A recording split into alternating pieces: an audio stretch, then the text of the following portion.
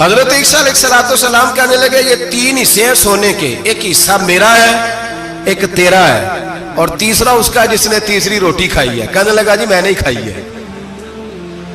تیسرا حصہ اس کا جس نے تیسری روٹی کھائی۔ کہنے لگا جی روٹی، فوراً مان گیا، بے قدراں کچھ قدر نہ جاتی، کیتی خوب تسلی ہو، اے دنیا دار پجاری زردے کتیاں دے گل ٹلی ہو، میں نے کھائی ہے۔ وہ میاں صاحب کمال کر گئے، اور ایک شخص لے گیا میاں محمد بخش علیہ رحمہ کو تانگے پہ بٹھا کے، کہنے لگا یہ پہلی بھی میری، وہ بھی میری، وہ باغ بھی میرا، یہ میرے چاچے کی، وہ میرے تائے کی، یہ میرے دادے کی، بڑے مالدار ہیں۔ آپ فرمانے لگے چل چھوڑ کوئی اور بات بھی کر۔ نہیں جی نہیں، وہ فلانی شے بھی میری۔ آپ فرمانے لگے یہ بتا تجھ سے پہلے کس کی تھی؟ کہنے لگا فلانے سے خریدی ہے۔ فرمایا اس سے پہلے کس کی تھی؟ چپ کر گیا۔ آپ فرمانے لگے دانش مندہ نہ کم نہ ہی دل دنیا نہ لانا، اس بوٹی کئی خامد کیتے، جو کیتا سو کھانا، چھوڑ اس کی بات نہ سنا، اس کا تو کبھی کوئی مالک ہوتا ہے کبھی کوئی ہوتا ہے۔ کہنے لگا جی میں نے ہی کھائی ہے روٹی۔ تو حضرت عیسیٰ کہنے لگے تو نے ظلم کیا، نبی کی صحبت پر تو نے ایک روٹی کو فوقیت دی، ایک روٹی، اور مجھے دھوکہ دیا اللہ کے پیغمبر کو۔ فرمایا جا میں نے مال کا کیا کرنا ہے، سارا ہی سونا تیرا ہے، 3 ڈیریاں تو ہی رکھ لے۔ حضرت عیسیٰ کہہ کے گزرے تو پیچھے سے ڈاکو آ گئے، تلواریں ہاتھ میں، 2 ڈاکو، سونا پڑا ہوا دیکھا۔ کہنے لگے تیرا ہے؟ کہا میرا ہے۔ کہا اٹھ دوڑ جا تجھے قتل کر دیں گے۔ منت کرنے لگا، کہنے لگا یار اس طرح کرو نا، بانٹ کے کھاتے ہیں، بانٹ کے کھا لیتے ہیں۔ بات طے ہو گئی، ایک ایک ڈھیری کے مالک ہو گئے۔ اب وہ بات چیت ہونے لگی، نام پتہ واقفیت ہو گئی، تعارف ہو گیا۔ اب وہ جو 2 ڈاکو تھے ان کو وہ شخص کہنے لگا بھوک لگی ہے یار کو روٹی کھاؤ، کچھ پیسے دے کے ایک کو بھیجا۔ وہ جو 2 ڈاکو تھے ان میں سے جو کمزور تھا اس کو بھیجا کہ جاؤ کھانا لے کے آؤ۔ وہ کھانا لینے گیا تو پیچھے سے کہنے لگا تیرا رشتہ دار ہے؟ کہا نہیں۔ کوئی تعلق؟ کہنے لگا کوئی نہیں۔ آدھا حصہ کیوں دیتے ہو؟ کہنے لگے کمزور سا بندہ ہے، روٹی شوٹی لا دیتا ہے، میرے کام شام کرتا ہے، تو میں اس کو آدھا۔ اس نے کہا دفع کرو، چھوٹے چھوٹے کام کرتا ہے تم آدھا حصہ دیتے ہو، آتا ہے تو پکڑ کے قتل کر دیتے ہیں، سونا آدھا آدھا بانٹیں گے۔ ٹھیک ہو گیا جی۔ وہ جو روٹی لینے گیا تھا وہ بھی کہنے لگا مجھے تو نوکر سمجھا ہوا ہے نا، کھانے میں لاؤں، پانی میں لاؤں، بستر میں بچھاؤں، آج اتنا سونا ہاتھ آیا، بڑا ڈاکہ لگا، ان کو قتل کرتا ہوں نا دونوں کو، تو سونا میں قبضے میں کرتا ہوں۔ اس نے بھی دھوکہ دینے کا ارادہ کیا، کھانے میں زہر ملایا۔ امام راضی فرماتے ہیں وہ زہر ملا، کھانا لے کے پہنچا، روٹی رکھی تھی، ان دونوں نے یک بارگی حملہ کیا، اسے قتل کر دیا۔ قتل کر کے لاش دریا میں پھینکی، مست ہو کے کھانے لگے۔ جب سیر ہوئے تو پھر پیٹ کٹنے لگا، انتڑیاں ٹوٹنے لگیں، ناک منہ کان ہر چیز سے خون نکلنے لگا۔ چیخے مارتے کوئی سارا سونا لے لے ہمیں بچا لے، سارا کچھ لے لے جان بخش دے، رونے لگے تڑپنے لگے، لیکن اب کوئی بچانے نہیں آیا، کوئی داد رسی کو نہ آیا۔ تینوں لاشیں ایک دریا میں، دوسری وہاں، مر گئے، مردہ ہو گئے۔ حضرت عیسیٰ علیہ السلام چند گھنٹوں کے بعد گزرے تو لوگوں نے کہا حضور یہ کیا ہے؟ فرمایا دنیا داری کا انجام، لالچ کا انجام، دھوکے کا انجام، فریب کا انجام۔ حضرت ادریس علیہ السلام کی دوستی ہو گئی رضوان سے۔ رضوان جنت کے فرشتے کا نام ہے جس کے پاس چابی ہے جنت کی، دروازے پہ بیٹھے ہوتے ہیں، رضوان اس فرشتے کا نام ہے۔ تو حضرت ادریس کا یارانہ تھا، وہ ملنے آتے تھے جناب ادریس علیہ السلام کو۔ تو ایک دن حضرت ادریس کہنے لگے تو خود تو یہاں کی سیر کر جاتا ہے، مجھے کبھی کرائی نہیں، آپ بھی کر لیں۔ تو فرشتہ آپ کو جنت دکھانے لے گیا، جنت میں جا کے تو کہنے لگا حضور چلے، فرمانے لگے کدھر؟ کہنے لگا واپس، فرمانے لگے میں نے جانا ہی نہیں۔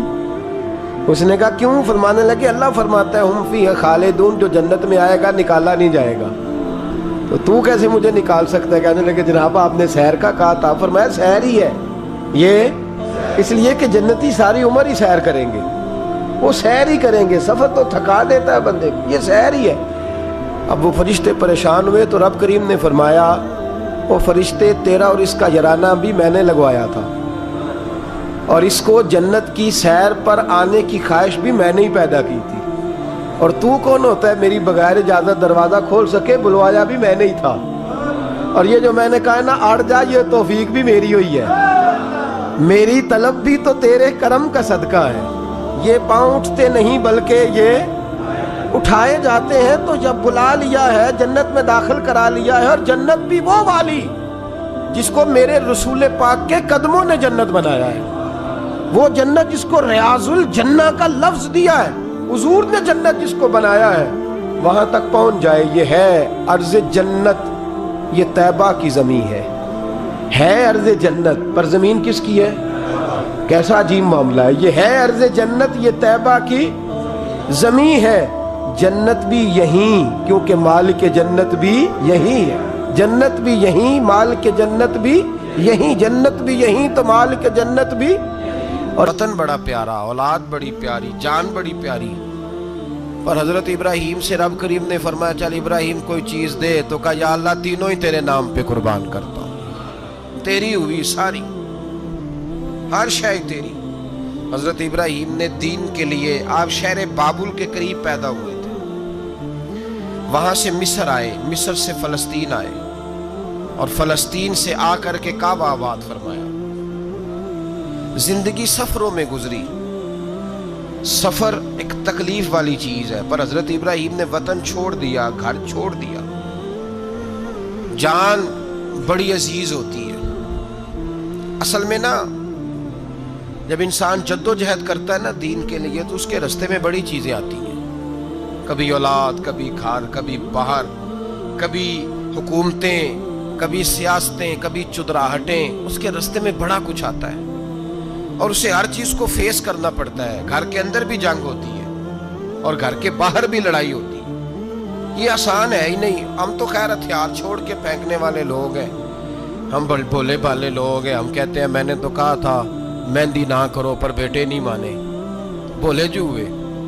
اسی طرح حالانکہ اگر وہ بیٹا کہے نا کہ ابا جی لاؤ زندگی میں سارا کچھ میرے نام کرو، تو پھر ہم بھولے نہیں ہوتے، اور اس وقت ہم تیز ہوتے ہیں، کہتے ہیں یہ کیسے ہو سکتا ہے، ہاتھ کاٹ کے دے دوں۔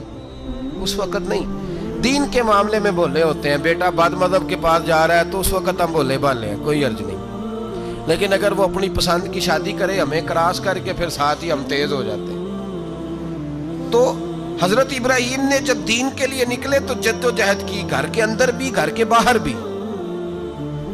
آپ کے والد کا نام طارق ہے، وہ توحید پرست تھے، ایماندار تھے، پرہیزگار تھے۔ آپ کے چچا کا نام آزر ہے، وہ بت پرست تھے، بت بیچا کرتے تھے۔ حضرت سیدنا ابراہیم علیہ السلام جب میدان عمل میں نکلے تو حضرت ابراہیم علیہ السلام نے اپنے گھر سے جہاد شروع کیا، لڑنا پڑا، گھر کے اصولوں سے، چچا نے جو رواج بنائے ہوئے تھے اس رواج سے ٹکرائے۔ فرمایا میں اپنے گھر کے اندر یہ بت پرستی نہیں ہونے دیں گا۔ چچا کو ایک دفعہ نہیں، بار بار 100 دفعہ سمجھایا۔ آپ کا چچا بت بنا کے بیچا کرتا تھا۔ حضرت ابراہیم علیہ السلام تھوڑے بڑے ہوئے تو کہنے لگا کہ چلو میرے ساتھ، تم بھی بت بیچنے ہیں، ہمارا کاروبار ہے۔ حضرت ابراہیم ساتھ نکلے تو بت پکڑا ہے، گندے پانی کے اندر اس بت کو ڈبوتے ہیں، کہتے ہیں کسی نے خریدنا ہے تو خرید لو، نہ یہ نفع دے سکتا ہے نہ نقصان دے سکتا ہے، جو اپنا آپ نہیں بچا سکتا تمہیں کیا بچائے گا، خریدنا ہے تو خرید لو۔ چچا کہنے لگا تو کاروبار چمکا رہا ہے کہ تباہ کر رہا ہے۔ گھر میں بڑے معاملات خراب ہوئے، جھگڑے ہوئے، لیکن حضرت ابراہیم علیہ السلام ایک منٹ کے لیے بھی اپنے گھر کے اندر بھی کمپرومائز کرنے کو تیار۔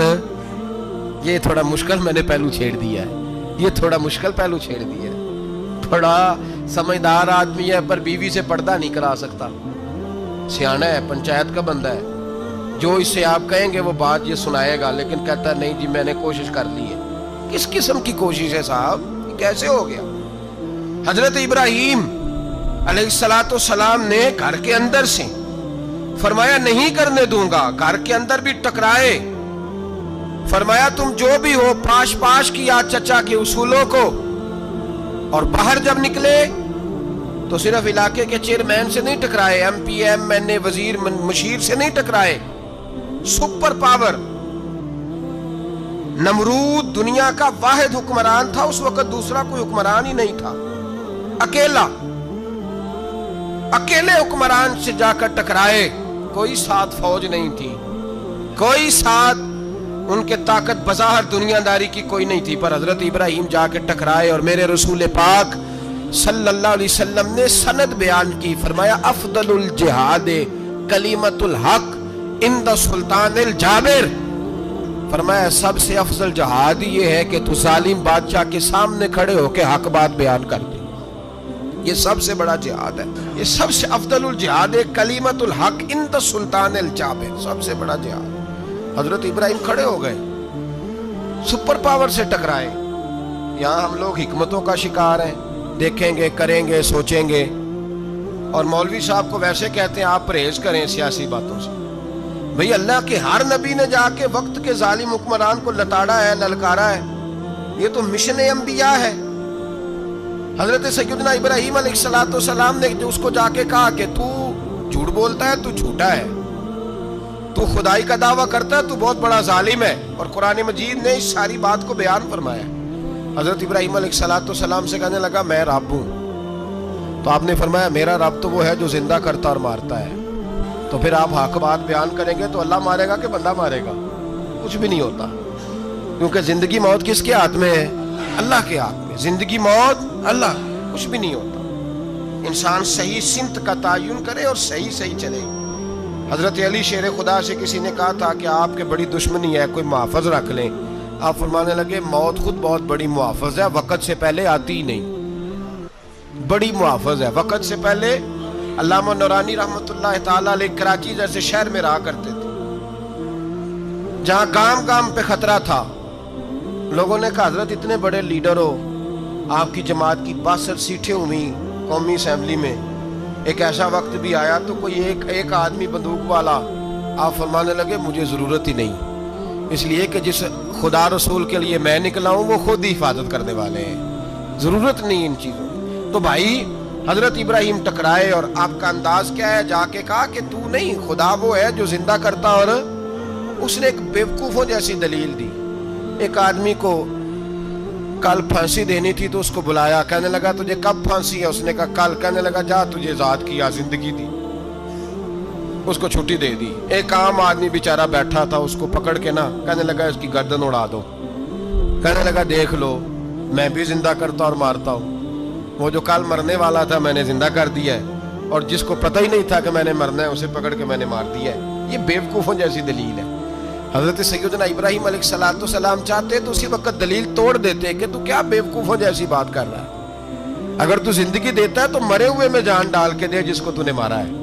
لیکن حضرت ابراہیم نے دیکھا کہ بیوقوف ہے، بیوقوفوں سے بحث نہیں ہوتی، دلیل بدل لی جاتی ہے، ان کی عقل کے مطابق بات کی جاتی ہے۔ حضرت ابراہیم فرمانے لگے میرا رب وہ ہے جو سورج مشرق سے نکالتا ہے اور مغرب میں غروب کرتا ہے، تو اگر رب ہے تو تو مغرب سے نکال کے مشرق میں غروب کر۔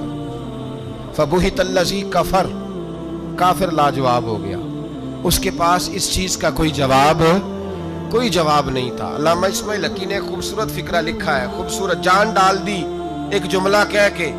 حضرت سیدنا علامہ اسماعیل حقی رحمت اللہ علیہ فرمانے لگے چونکہ نمرود بیوقوفوں جیسی باتیں کر رہا تھا، اگر وہ یہ کہہ دیتا نا کہ میں سورج کو نکالتا ہوں مشرق سے، میں غروب کرتا ہوں معاذ اللہ مغرب میں، میں نکالتا ہوں، تو آپ اپنے رب سے کہیے کہ وہ مغرب سے نکال کے مشرق میں غروب کرے۔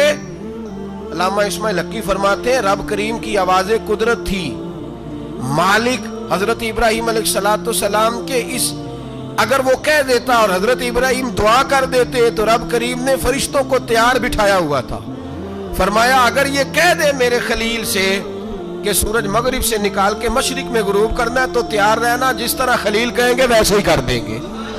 واتخذ اللہ ابراہیم خلیلا، ابراہیم ہمارا دوست جو ہوا، جیسے کہے گا ویسے کر دیں گے۔ حضرت سیدنا ابراہیم علیہ السلام کی باتوں کا جب جواب نہ دے سکا، دلیل نہیں بندہ دیتا، پھر لڑائی کرتا ہے، پھر جھوٹے موٹے اعتراض کرتا ہے، دلیل ختم ہوتی ہے تو لوگ ذاتیات پہ اترتے ہیں، کہتے ہیں یہ کھانستا صحیح نہیں، دیکھتا صحیح نہیں، دلیل ختم، اب ذاتیات پہ اترے، کہنے لگے مجھے پتہ چلا ہے کہ یہ فلانی جگہ گیا تھا تو وہاں جا کے اس نے اس طرح کیا ہے، پھر لوگ ذاتیات پہ اترتے ہیں، جب دلیل کا جواب دلیل سے نہیں دے پاتے پھر ذاتیات پر اتر کر حملے کرتے ہیں۔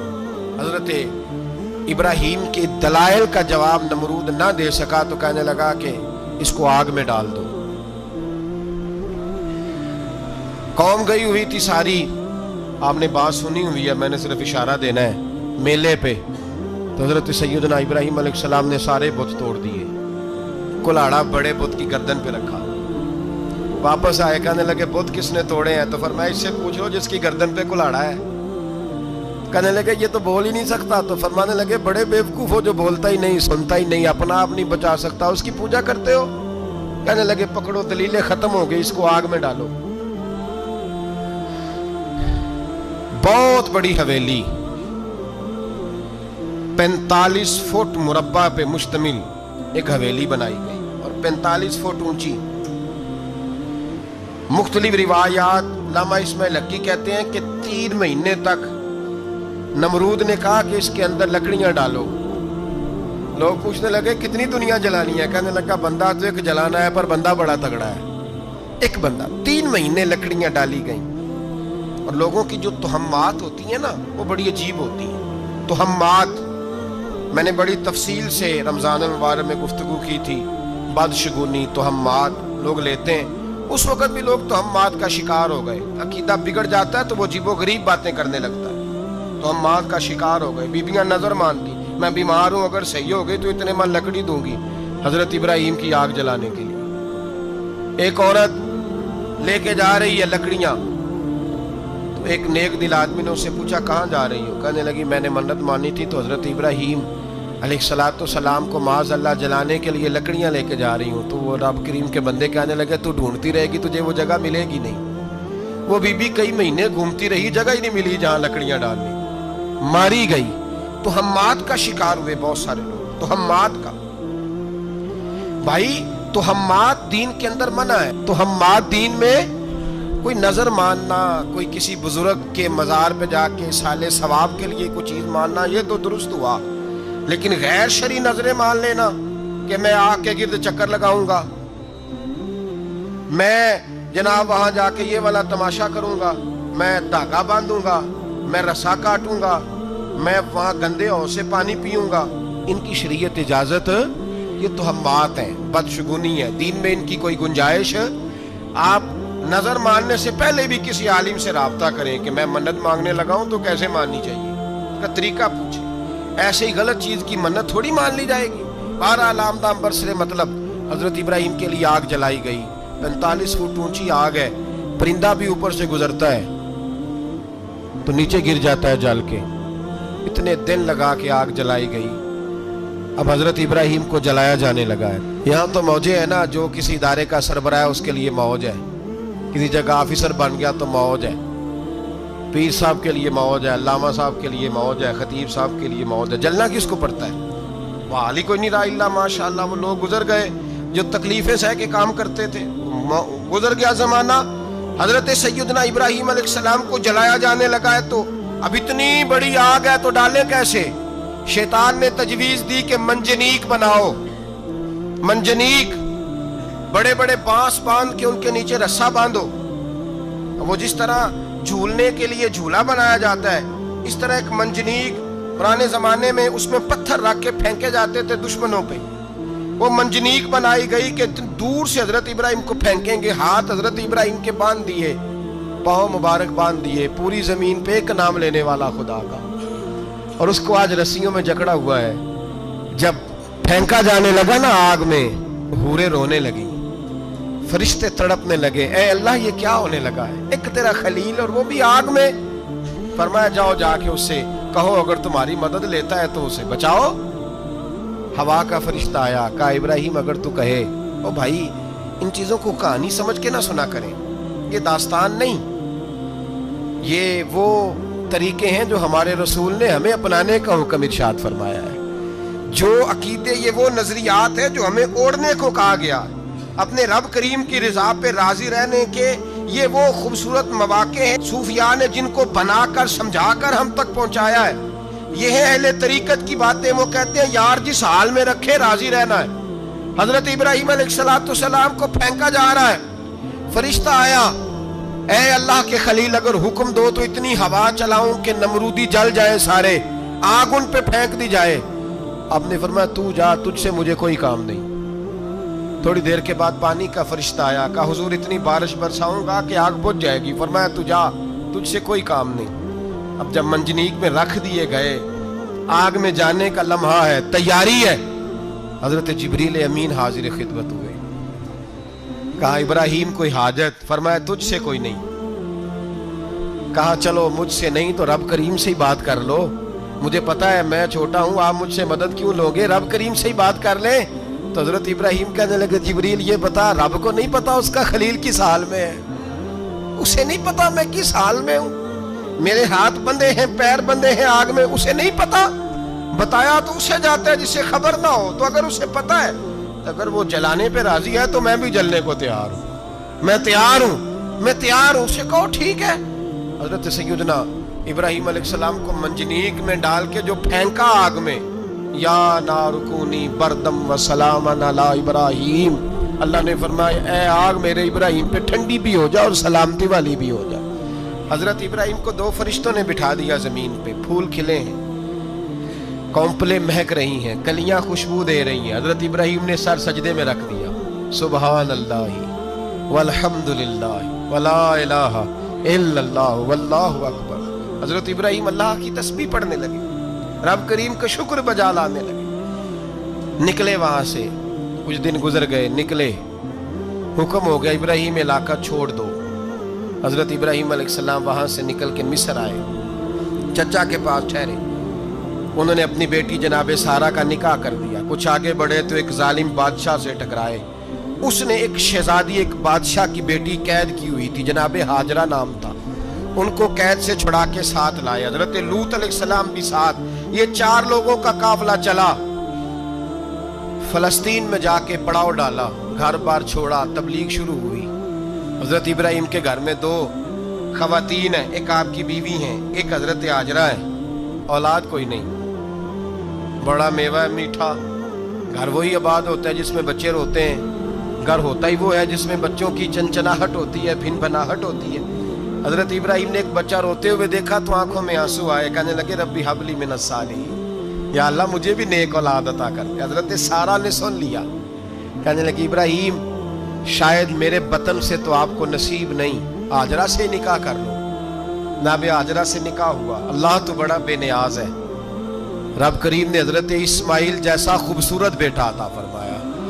बेटा काला स्याह भी हो तो सीने की ठंडक होता है, पर ये तो वो बेटा है जिसकी पेशानी में नूरे मुहम्मदी चमकता है सल्लल्लाहु अलैहि वसल्लम। हजरत सैयदना इस्माइल अली इतने खूबसूरत। अब जिस बीवी के यहाँ बेटा था, बैठना उठना भी ज्यादा उसके पास, आना जाना भी उसके पास, तवज्जो उधर हो गई। जनाबे सारा रश्क करने लगी। एक दिन कहने लगी इसे छोड़ा जंगल में, वादी गैर ज़ीज़र मक्के के पास।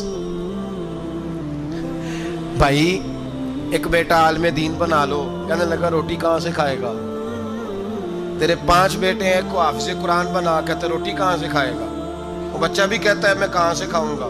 हजरत इब्राहिम अलैहिस्सलाम तो चंद महीने का बच्चा छोड़ आए, तो कहाँ से रोटी खाई हजरत इस्माइल ने, कहाँ से खाई उनकी अम्मा ने रोटी।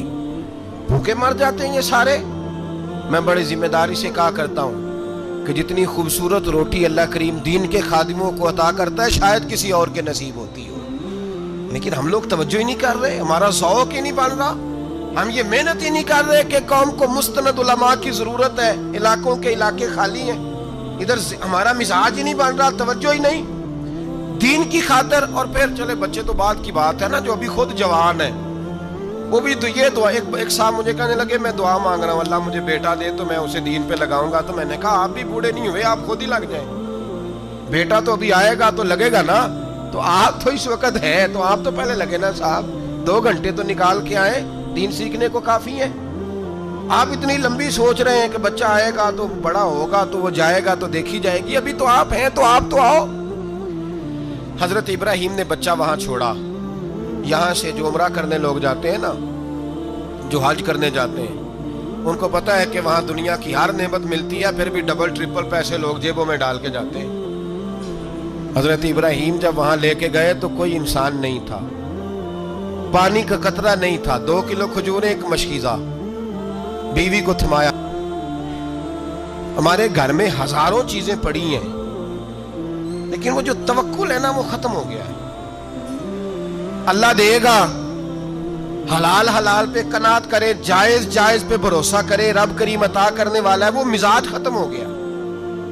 حضرت سیدنا ابراہیم علیہ السلام 2 کلو کھجوریں 1 مشکیزہ پانی کا دے کر کے اور وہاں بٹھایا آپ نے اپنے بچے کو اور اپنی زوجہ جناب ہاجرہ کو، اور بٹھا کر کے یہ واپس پلٹنے لگے تو حضرت ہاجرہ سلام اللہ علیہ نے آواز دی، کہا ابراہیم کس کے سہارے پہ چھوڑ کے جا رہے ہیں؟ جہاں آب زمزم کا کنواں ہے نا، جو لوگ گئے ہیں جنہوں نے صفا مروہ کی صحیح کی ہے، صفا مروہ سے باہر نکلے نا، سرکار کی ولادت کا مقام ہے، اس جگہ پہ آب زمزم کا کنواں تھا، وہاں حضرت سیدنا ہاجرہ کو بٹھایا، کوئی چیز نہیں، کوئی درخت نہیں، کوئی کھیت نہیں، کوئی پانی نہیں، کوئی کنواں نہیں، وہاں بٹھایا اور بٹھا کر کے نکلنے لگے تو جناب ہاجرہ فرمانے لگی ابراہیم کس کے سہارے پہ چھوڑ کے جا رہے ہو؟ کہنے لگے اللہ کے سہارے پہ۔ تو پاک باز بی بی نے ایک لفظ پوچھا، کہا ابراہیم یہ میرے رب کا حکم ہے، یہ میرے بس جن کا عقیدہ توحید مضبوط ہو ان کے لیے ایک جملہ کافی ہوتا ہے، یہ میرے اللہ کا حکم ہے؟ تو جناب ابراہیم علیہ السلام فرمانے لگے ہاجرہ ہاں رب کا حکم ہے۔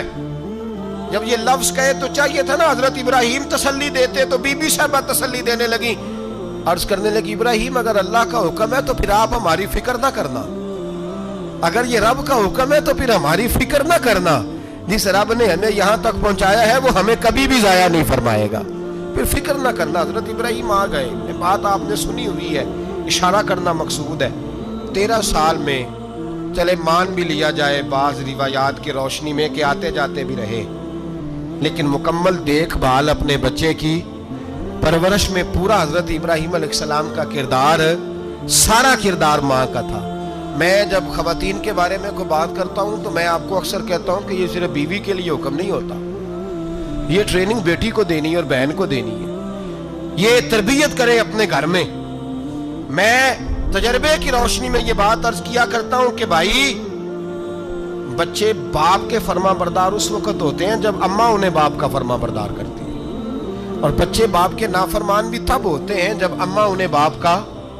میں نے اپنے کانوں سے سنا ایک دفعہ ایک بچہ اپنے باپ سے کہہ رہا ہے آپ نے تو ساری زندگی باہر گزار دی، پیسے کمانا کون سا مشکل کام ہے، دکھ سکھ تو سارے اماں نے برداشت کیے، سکولوں میں وہ جاتی تھی، فلانا کام وہ کرتی تھی، فلانا کام۔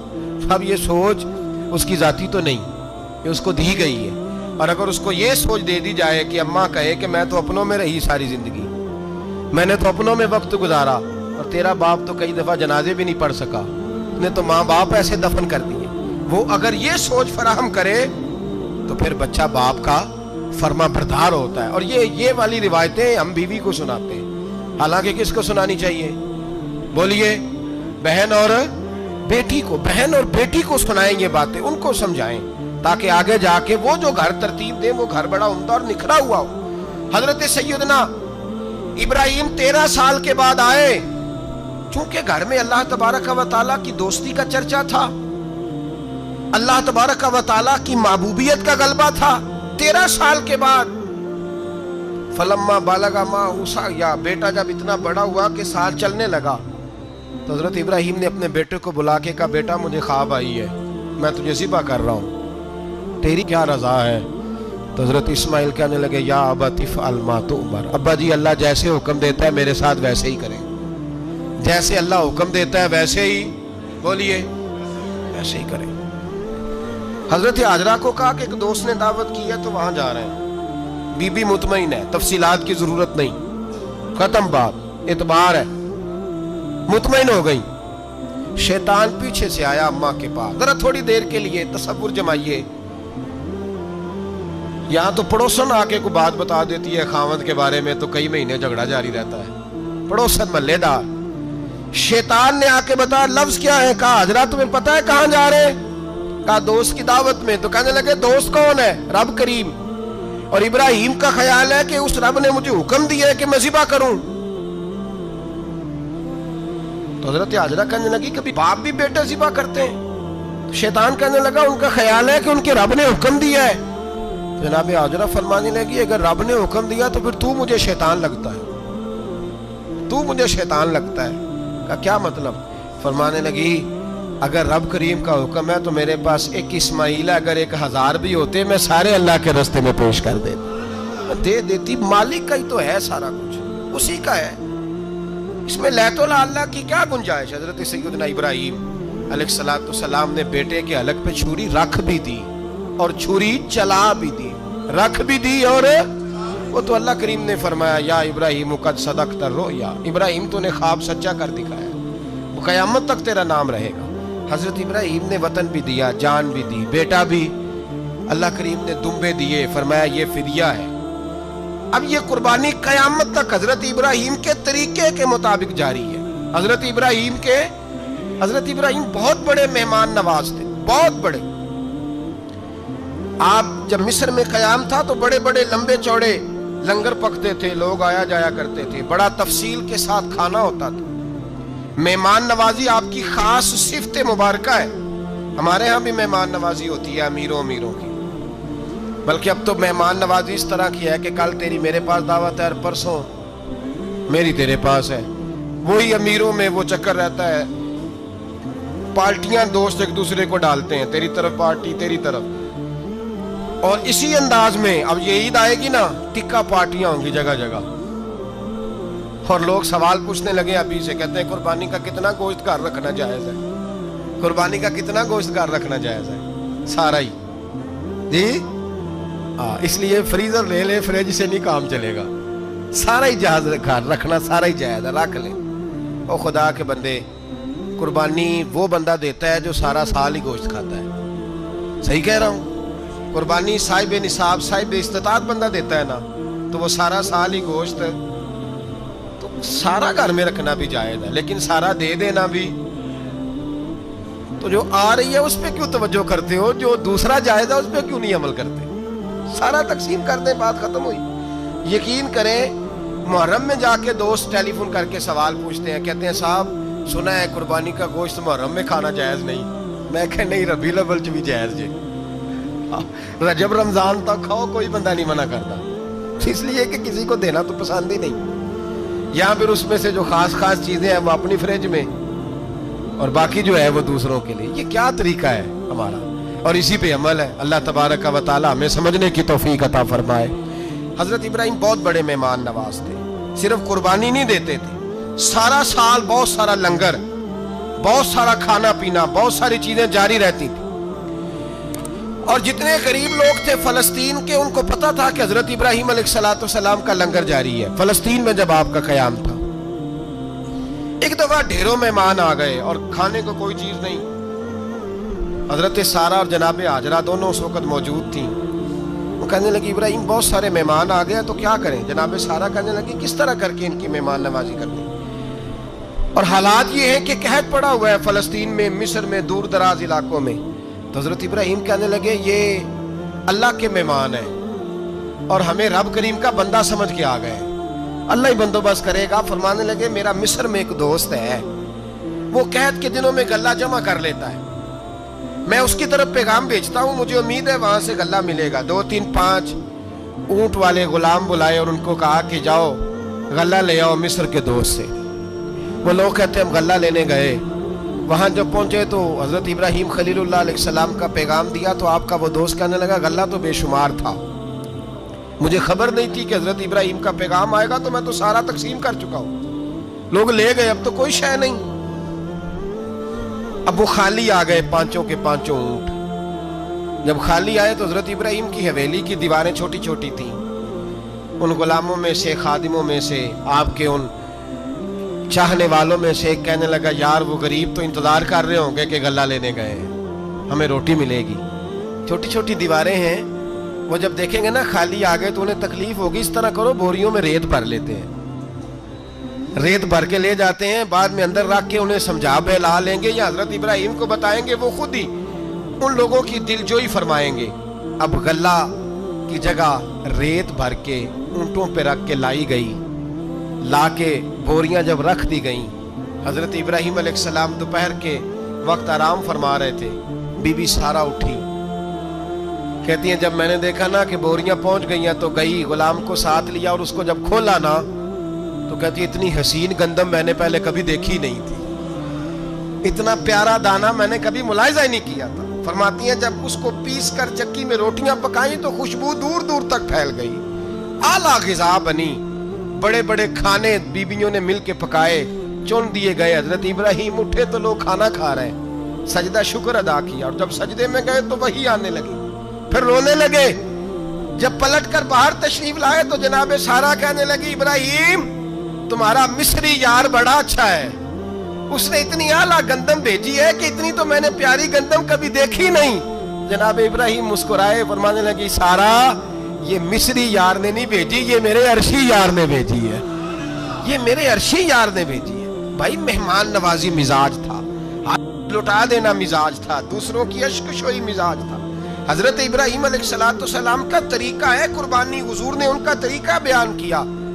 اگر سال کے بعد قربانی دینا ان کا طریقہ ہے تو سارا سال غریبوں کو روٹی دینا بھی حضرت ابراہیم کا طریقہ ہے، سارا سال غریب کی نوکری کرنا یہ بھی حضرت ابراہیم کا طریقہ ہے، بھوکے کو کھانا کھلانا یہ بھی۔ میرے مصطفیٰ کریم سید عالم صلی اللہ علیہ وسلم سے صحابہ نے پوچھا حضور بہترین مسلمان کون ہے؟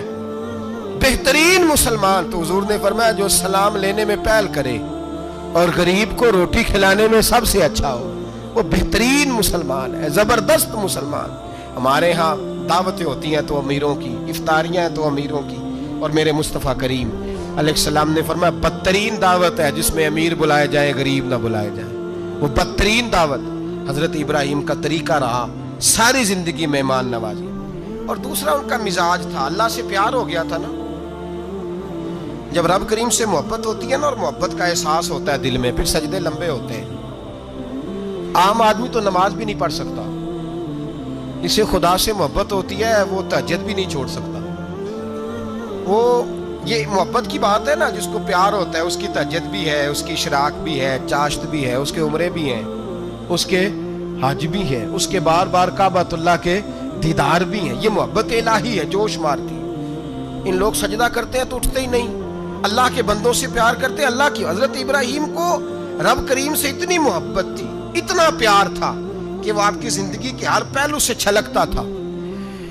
ایک وقت ایسا آیا کہ اللہ تعالیٰ نے حضرت ابراہیم کو بہت زیادہ مال عطا فرمایا، اتنے اونٹ گنے نہیں جاتے، گائیں اتنی زیادہ کہ شمار نہیں ہوتی، بکرے بکریاں اتنی زیادہ کہ شمار، بہت زیادہ مال اللہ نے عطا فرمایا۔ اور ابھی کچھ عرصہ پہلے آپ پیچھے جائیں نا تو جو لفظ مال تھا وہ روپے پہ تو بولا ہی نہیں جاتا تھا، وہ جانوروں پہ بولا جاتا تھا۔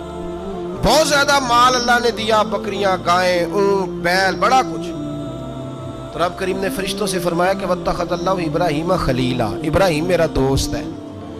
تو فرشتے کہنے لگے یا اللہ جسے اتنا کچھ دیا جائے اس نے دوست تو بننا ہی ہوتا ہے، تو نوازا ہی پڑا ہے، اتنا مال، اتنے کھیت کھلیان، اتنا کچھ۔ اللہ کریم نے فرمایا جاؤ آزمائش کر لو، امتحان لے لو۔ فرشتہ امتحان لینے پہنچ گیا۔ حضرت ابراہیم کے جانور چر رہے ہیں چراگاہ میں، حضرت ابراہیم بھی ہیں، غلام بھی ہیں، بہت بڑا ریوڑ ہے، آپ تشریف فرمائیں۔ ایک فرشتہ آیا تو کھیت میں چھپ کے بیٹھ گیا اور بلند آواز سے کہنے لگا سبحان اللہ والحمدللہ ولا الہ الا اللہ واللہ۔ یہ تسبیح بڑی پسند ہے، محبوب نے ان کی فضیلت بیان کی۔ اب وہ حضرت سیدنا ابراہیم علیہ السلام کھڑے تھے تو وہ کھیت میں بیٹھ کے تسبیح پڑھنے لگا سبحان اللہ والحمدللہ ولا الہ الا اللہ۔ حضرت ابراہیم کہنے لگا یہ میرے رب کا نام کون لے رہا ہے؟ بڑی اس کی میٹھی آواز ہے، بڑی، کون ہے؟ ڈھونڈنے لگے، گھومتے گھومتے اس کے پاس چلے گئے، فرشتہ انسانی شکل میں، تو میرے رب کا ذکر کر رہا تھا؟ اس نے کہا میں ہی کر رہا تھا۔ فرمانے لگے یار ایک دفعہ پھر نہیں کرتا؟ تو کہنے لگا ابراہیم پہلے تو میں اپنی مرضی سے کر رہا تھا، تو کہتا ہے تو پیسے لگیں گے، پیسے ہیں تو کر دیتا ہوں۔ حضرت ابراہیم کہنے لگے بول تو کیا لے گا، میرے اللہ کا ذکر سنانے کا کیا لے گا؟ کہنے لگا جتنی بکریاں آپ چلا رہے ہیں ساری دے دے تو میں اللہ کا ذکر سنا دیتا ہوں۔ اور آپ نے فرمایا بس جا تیری ساری ہوئی، میرے رب کا ذکر سنا۔ اور پھر شروع ہو گیا سبحان اللہ الحمدللہ ولا الہ الا اللہ واللہ اکبر۔ حضرت ابراہیم علیہ السلام کیف میں، یار پھر ذرا سنا، نا علمہ وچ پھسا سانو تو یار دی گل سنا سانو، ذرا دوبارہ سنا۔ پھر سنایا، ایک دفعہ پھر کہا، فرشتہ کہنے لگا بس جی آپ کے پیسے پورے ہو گئے۔ حضرت ابراہیم کہنے لگے چل ایک دفعہ اور سناؤ. کہنے لگا پیسے لگیں گے. تو کیا لے گا؟ کہنے لگا گائیں بھینسیں ساری میری. فرمایا بس یار اتنی قیمت، تو سنا صحیح، سارا کچھ ہی تیرا. پھر شروع ہو گیا سبحان اللہ والحمدللہ ولا الہ الا اللہ واللہ اکبر. گائیں دے دیں، بھینسیں دے دیں، وہ ذکر سناتا ہے. حضرت ابراہیم کبھی مچلتے ہیں، کبھی روتے ہیں، کبھی آہیں بھرتے ہیں. تو میرے رب کا نام لے رہا ہے، ذرا پھر سے لے. کیف جاری ہے. کہنے لگا بس بھائی. حضرت ابراہیم فرمانے لگے تو اور لے لے جو لینا ہے، مجھے ذکر سنا. اس نے کہا ابراہیم بکریاں میں لے چکا، گائے بھینسے میں لے چکا، اونٹ رہ گئے، سارے لے لوں گا پھر ذکر سناؤں گا. فرمایا جا تیرا ہوا تو ذکر سناتا رہ، میں دیتا ہوں. دے دیا. کچھ دیر ذکر کیا تو اب خاموش ہو گیا. حضرت ابراہیم خلیل اللہ علیہ السلام فرمانے لگے ذکر سنا. کہنے لگا ابراہیم اب تیرے پاس دینے کو کیا ہے، ہر چیز تو میں لے چکا. آپ فرمانے لگے یہ گائے بھینسے بکریاں چرانے کے لیے تجھے کوئی نوکر ملازم بھی تو چاہیے نا. تو اس طرح کر مجھے رکھ لے، میں روٹی نہیں مانگوں گا، کھانا نہیں مانگوں گا، تو اللہ کا ذکر سناتا رہنا، میں تیرے جانوروں کی نوکری کرتا رہوں گا. حضرت ابراہیم علیہ السلام نے جب یہ کہا نا، فرشتے کی آنکھوں میں آنسو آ گئے. تر دامنی پہ شیخ ہماری نہ جائیے، ہم دامن نچوڑ دیں تو فرشتے وضو کریں. فرشتہ رو پڑا اور کہنے لگا ابراہیم مجھے سینے سے لگاؤ، آپ واقعی اس قابل ہیں کہ اللہ آپ کو اپنا دوست بنائے، واقعی اس قابل ہیں کہ رب آپ کو اپنا. حضرت ابراہیم علیہ السلام کا خدا سے محبت کرنے کا نرالا انداز. اور میرے بھائی یہی محبت انہیں میرے مصطفیٰ سے بھی تھی. ایک نبی گھر بنا رہا ہے، دوسرا بنوا رہا ہے. حضرت اسماعیل علیہ السلام پتھر اٹھا اٹھا کے لا رہے ہیں، جناب ابراہیم بنا رہے ہیں. جب خانہ کعبہ بن گیا تو کہنے لگے ربنا وابعث فیہم رسولا، اے اللہ اب اسے بسانے کے لیے اپنا آخری رسول بھی عطا فرما. نبی پاک فرماتے ہیں میں دعا ہوں حضرت ابراہیم کی. یہ قربانی حضرت ابراہیم کا طریقہ ہے. حضور نے اگرچہ نبی پاک کی اپنی سنت تھی، یہ بھی کہہ سکتے تھے سنتی و سنت ابیکم ابراہیم، میری سنت ہے اور تمہارے باپ ابراہیم کی سنت ہے. یہ نہیں فرمایا. جب صحابہ نے کہا قربانی کیا ہے، فرمایا سنت ابیکم ابراہیم، یہ تمہارے باپ ابراہیم کی سنت ہے. سلیمان علیہ السلام کا ذکر ہے، وہ داؤد علیہ السلام کے وارث تھے، بیٹے تھے، اور انہیں پرندوں کی بولیاں سکھائی گئیں. جنات اور انسانوں کے لشکر کا ایک فوجی ڈسپلن کے ساتھ ان کے پاس حاضر رہتے تھے. وہ جو ان کا لشکر تھا نا، اس میں انسان بھی تھے، جن بھی تھے، اور اس کے اندر پرندے بھی تھے. ان کا لشکر تھا، وہ ہمیشہ ان کے پاس رہتے تھے. حضرت سلیمان علیہ السلام گزر رہے تھے تو ایک مقام سے آپ گزرے جہاں چیونٹیاں بڑی کثرت کے ساتھ تھیں. تو ایک چیونٹی جو ان چیونٹیوں کی سردار تھی، ان چیونٹیوں کی بڑی تھی. اور مفسرین کرام نے یہ بھی لکھا ہے کہ وہ تھی بھی ایک آنکھ اس کی کوئی نہیں تھی، ایک ٹانگ اس کی کوئی نہیں تھی، لیکن اس حال میں بھی وہ چیونٹی جو تھی وہ چیونٹیوں کی قیادت کر رہی تھی. تو حضرت سیدنا سلیمان علیہ السلام کا لشکر جب وہاں سے گزرا تو وہ کہنے لگی یا ایھا النمل ادخلوا مساکنکم، کہنے لگی چیونٹیوں اپنے بلوں میں گھس جاؤ، کہیں ایسا نہ ہو کہ سلیمان علیہ السلام کا لشکر بے دہانی میں، سلیمان کا لشکر توجہ نہ کرے اور تمہیں پاؤں کے نیچے مسل دے. لہذا اس طرح کرو کہ تم اپنے اپنے بلوں میں گھس جاؤ. حضرت سلیمان ابھی 3 میل دور تھے. تمام مفسرین نے لکھا ہے 3 میل دور تھے. تو وہاں سے چیونٹی بولی تو قرآن کہتا ہے کہ حضرت سلیمان اس کی بات سن کے ہنس پڑے. فتبسم ضاحکا، آپ اس کی بات سن کے ہنس پڑے کہ دیکھو یہ چیونٹی کیا کہہ رہی ہے. ذرا غور کرنا بات پر کہ حضرت سلیمان 3 میل دور فاصلے پر چیونٹی کی بات بھی سن لیتے. مولوی نے قرآن کی آیت پکی یاد کر لی، انا بشر مثلکم، کہتا ہے حضور نے کہا میں تمہاری طرح کا بشر ہوں. نبی ہماری طرح ہوتے ہیں جی. تو وہ تو 3 میل دور چیونٹی کی آواز سن لیتے تھے. اس کے کان میں چیونٹی رکھو بلا، اسے کہو کہ بتا بلا کیا کہتی ہے، وہ جو بتائے گا پھر دوڑ لگا دے گا شاید. کان میں رکھو، اس کو کہو بتا چیونٹی کیا کہتی. اور اگر یہ لفظ نہ ہوتے قرآن کے کہ جب انہوں نے سنا تو ہنس پڑے، یہ جملے نہ ہوتے تو شاید اس کو بھی نہ مانتے. لیکن حضرت سلیمان نے سنی چیونٹی کی بات اور اگلی بات کہنے لگا ہوں. بڑے خوبصورت لفظ لکھے ہیں مفسرین نے، فرماتے ہیں دیکھو ایک چیونٹی نے ایک جملہ بول کے ایک چونٹی نے ایک جملہ بول کے اپنے قبیلے کی خیر خواہی کی تو رب نے اس کا جملہ بھی قرآن میں بیان فرما دیا. تو جو ساری زندگی لوگوں کو جملے بول بول کے کہے رب رسول کی طرف آ جاؤ، تو اللہ قیامت میں اس کی بات کو قائم نہیں فرمائے گا. جو بھی کسی کی خیر خواہی کرے وہ ایک جملہ بول کے کرے اور ہو بھی چونٹی، تو اگر اللہ اس کا ذکر قرآن میں باقی رکھتا ہے تو میں اور آپ اگر کسی کی خیر خواہی کریں گے تو انشاءاللہ ذکر باقی رہے گا. شرط یہ ہے کہ کریں خیر خواہی. خیر خواہی کرو کسی کی، ایک جملہ بول کے بھی کرو، چونٹی بھی ہو تو اللہ قرآن میں ذکر باقی فرما دیتا ہے. تو اللہ تبارک و تعالیٰ نے اس بات کا ذکر قرآن مجید میں فرمایا. اس پر کئی کچھ لکھا ہے. اسی طرح سے ایک بات اور لکھی ہے ہمارے مفسرین نے کہ حضرت سلیمان ایک دن اسی طرح نکلے، قحط بڑھ گیا تھا، بارش نہیں ہوتی تھی، تو حضرت سلیمان باہر میدان میں نکلے دعا کرنے کے لیے، خشک سالی تھی. تو جب آپ گئے تو ایک چونٹی اپنے پر پھیلا کے دعا مانگ رہی تھی. تو رب کریم نے فرمایا سلیمان آپ واپس چلے جائیں، بارش آ جائے گی پر آئے گی چونٹی کی دعا پہ. حضرت سلیمان نے عرض کی مولا میں بھی تو اتنا لشکر لے کے آیا ہوں نا، تو چلو ہمیں بھی دعا کر لینے دے، تو چونٹی کی دعا پہ برسا دینا پر دعا کر لینے دے. فرمایا نہیں آپ واپس جائیں، دعا نہ مانگے. یا اللہ کیوں؟ فرمایا چونٹی کا دل ٹوٹ جائے گا، وہ تو کہے گی کہ یہ سلیمان کے لشکر دعا پہ پھر بارش آئی ہے. تو آپ نہ کریں تاکہ اس کے دل میں یہ بات رہے کہ نہیں میرے رب نے میری دعا پہ بارش فرمائی. آپ جائیں، آج بارش آئے گی پر آئے گی چونٹی کی دعا پہ. تو جو چونٹی بارش کی دعا کرے قوم کے لیے، اللہ اگر اس کا ذکر قائم رکھتا ہے تو جو اپنی قوم کے لیے ہدایت کی دعا کرے. اور کبھی کبھی گردن جھکا کے دیکھا کرو کہ دل میں رسول اللہ کی امت کا درد کتنا ہے. اگر کہیں حضور کی امت کا درد ہے تو پھر انشاءاللہ ذکر قیامت تک باقی رہے گا. پھر انشاءاللہ قیامت تک آنے والی نسلیں بھی آپ کا ذکر کرے گی اگر حضور کی امت کا درد سینے میں موجود ہے. اسی طرح سے پھر حضرت سلیمان کے لشکر میں نا ایک ہدہد نامی پرندہ بھی تھا، لشکر کا کارکن تھا پرندہ.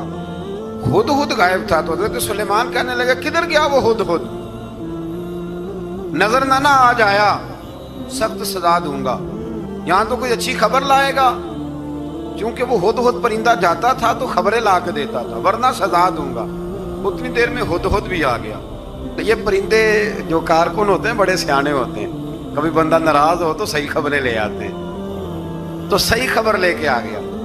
آتے ہی آ کے بیٹھا تو اس نے حضرت سلیمان علیہ السلام نے کہا کہاں تھے؟ عرض کرنے لگا حضور میں ملک سبا گیا تھا، وہاں ایک عورت حکمرانی کرتی ہے، اس کا نام بلقیس ہے، بہت بڑے تخت پہ بیٹھتی ہے.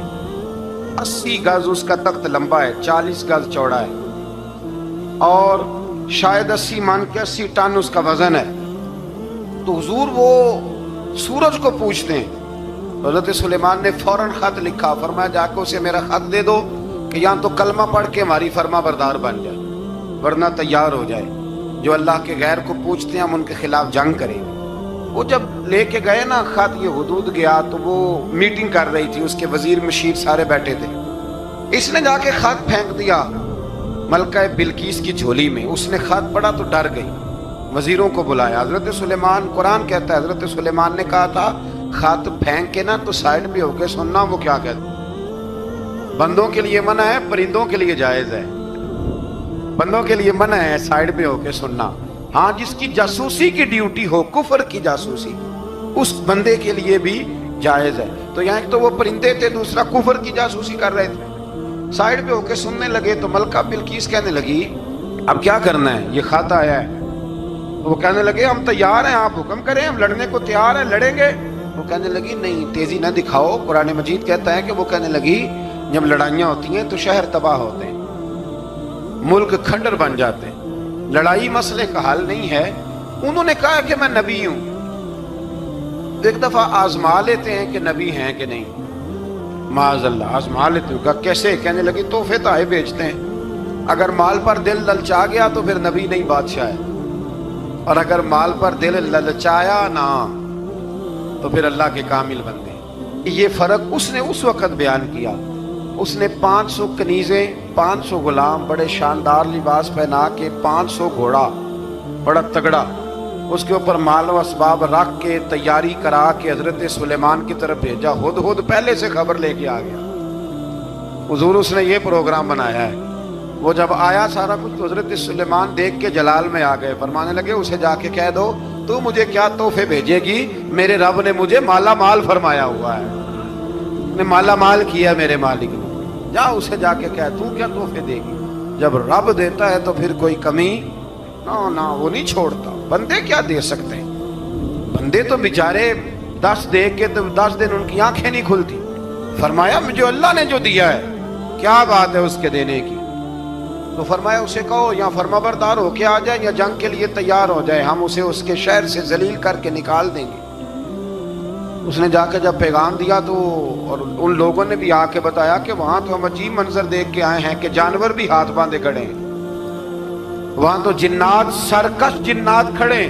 وہ بادشاہ نہیں وہ نبی ہیں, وہ جو 500 غلام اور 500 کنیزیں گئی تھی حوال سنایا آ کے.